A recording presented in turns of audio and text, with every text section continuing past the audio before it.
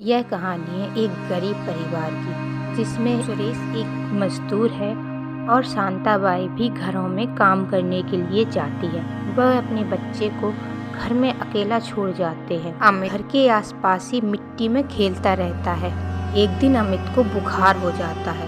शांताबाई जैसे काम के लिए निकल रही होती है, वह अपने बच्चे को प्यार करने के लिए आती है। अरे, अमित को तो बहुत तेज बुखार है। अब मैं काम पर कैसे जाऊं? लेकिन मैम साहब ने बोला था आज काम पर आना बहुत जरूरी है। एक काम करती हूँ, फोन करके पूछ लेती हूँ। शांताबाई मैम साहब को फोन करती है। मैम साहब, मेरे बच्चे को बहुत तेज बुखार है, क्या मैं आज छुट्टी ले सकती हूँ? तुम छोटे लोग होते ही ऐसे हो, बस काम ना करने का बहाना चाहिए। कोई छुट्टी नहीं मिलेगी तुम्हें। काम करना है तो फटाक से काम पर आ जाओ, और यदि नहीं भी करना तो भी आ जाओ, मैं तुम्हारा हिसाब कर दूंगी। नहीं नहीं मैम साहब, हमें काम से नहीं निकालो, मैं अभी आती हूँ। शांताबाई बेटे को दवाई देकर बेटे के भूख के लिए ही बेटे को बुखार में तपता हुआ छोड़कर काम पर चली जाती है। शांताबाई मेम साहब के यहाँ जाकर काम करने लगती है। तभी मेम साहब आती हैं और बोलती हैं, क्या सच में तेरे बेटे को कुछ हुआ था, या तेरा काम पर ना आने का बहाना था? मैम साहब, कोई भी माँ अपने बेटे की बीमारी की झूठ नहीं बोलेगी। आज आप मुझे थोड़ा जल्दी छुट्टी दे देना, मेरे बच्चे की तबीयत बहुत खराब है। नहीं नहीं, तुम्हें कोई छुट्टी नहीं मिलेगी आज। आज मेरे बच्चे को जुकाम है, मैं उसका ख्याल रखूंगी और तुम्हें खाना बनाना पड़ेगा। मैम साहब, आज मेरी मजबूरी है, मैं यहाँ आ तो गई हूँ, पर वहाँ न जाने मेरे बेटे का क्या हाल हो रहा होगा। बस बस, अब रोना बंद करो और काम करना शुरू करो। चलो कपड़े धो। शांताबाई बहुत ही टेंशन में है और काम कर रही है, और यहाँ मैम साहब अपने बच्चे को गोदी में बिठाकर सोफे पे बैठी हैं और टीवी देख रही हैं।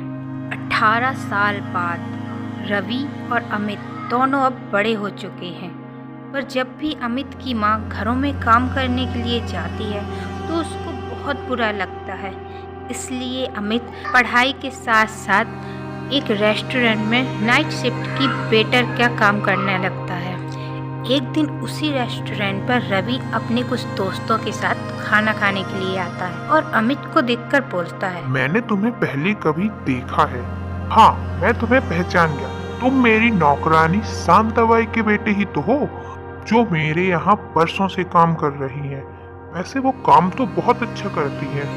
फर्श, कपड़े, बर्तन तो ऐसे चमकाती है जैसे कोई नई दुल्हन का चेहरा चमक रहा हो। चल कोई नहीं, यदि तुझे कोई काम चाहिए हो तो मुझे बता देना। आखिर तू हमारी नौकरानी का ही बेटा तो है।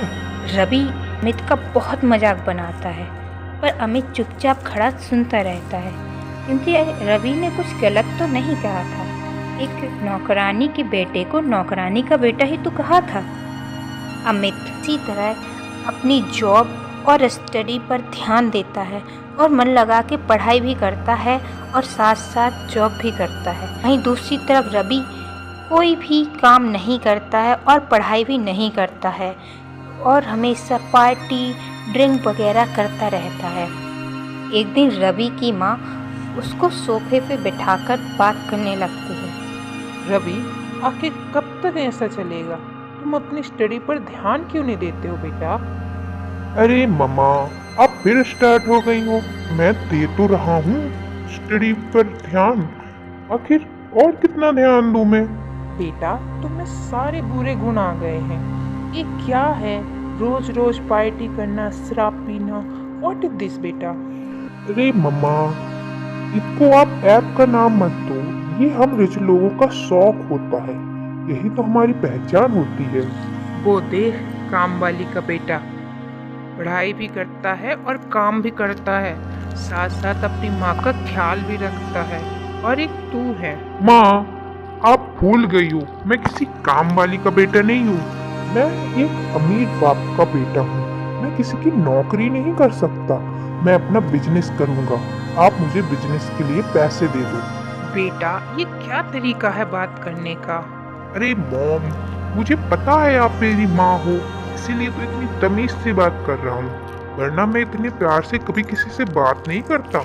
रवि अपना रवैया नहीं बदलता और लड़ झगड़ के अपनी माँ से रोज रोज पैसे लेने लगता है।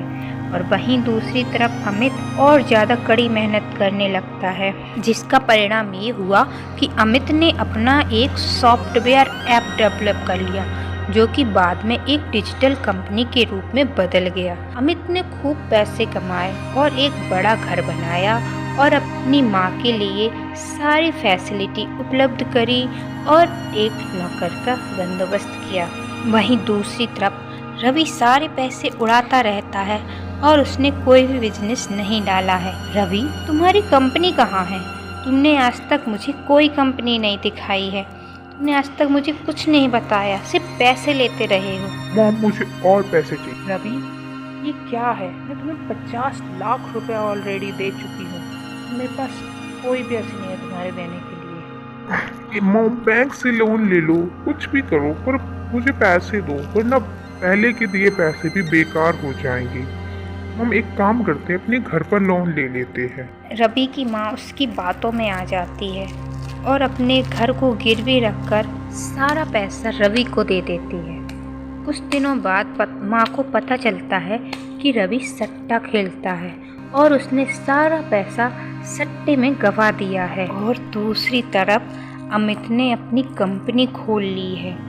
एक दिन अमित और शांताबाई रवि के घर आती है। मेम साहब, मैं आपको मिठाई खिलाने आई हूँ। मेरे अमित ने मेरे दिन बदल दिए हैं।